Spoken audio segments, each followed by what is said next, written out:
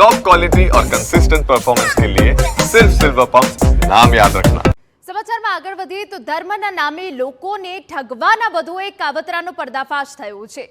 વડોદરાના વાઘોડિયામાં દશામાના મઠમાં લોકોની ભીડ વધી। મુદ્દો આસ્થાનો હતો, વ્રત ચાલી રહ્યું હતું, પરંતુ આ ભીડ વધારવા અને લોકોને ગુમરાહ કરવાનો પણ કારસો રચ્યો હતો, જેનો પર્દાફાશ વિજ્ઞાન જાથાએ કર્યો।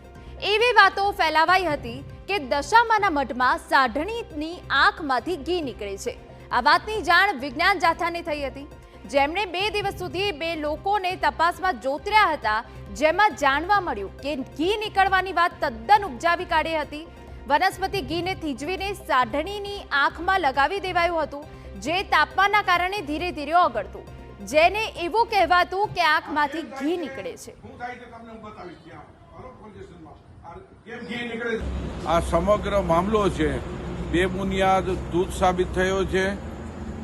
ભોઈ અને તેનો પુત્ર બંને અને પરિવારનો ષડયંત્ર બહાર આવ્યું છે। આર્થિક લૂંટનું કારસ્તાન બહાર આવ્યું છે। જે પ્રકારે ભોઈ છેલ્લા 35 વર્ષથી ધતિંગ લીલા ચલાવતા હતા તે વિજ્ઞાન જાથાએ બંધ કરાવી છે। તેમને કબૂલાતનામું અને માફીપત્ર પણ માંગી લીધું છે અને લોકોની માફી માંગી અને ષડયંત્રથી આ ઘી નીકળવાની ઘટના છે તેની કબૂલાત આપી।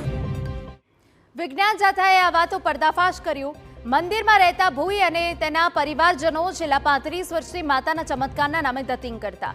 આ ઘટનાનો પર્દાફાશ કર્યા બાદ ભોઈ સીતાબા તેના પુત્રએ પોતાની કરતૂતની કબૂલાત પણ કરી, જે બાદ પોલીસે ભાવિકોની શ્રદ્ધા સાથે ચેડા કરનારા માતા પુત્રની અટકાયત કરી હતી। બરાબર, આ ખોટું છે, આ સિવાય બધું ખોટું।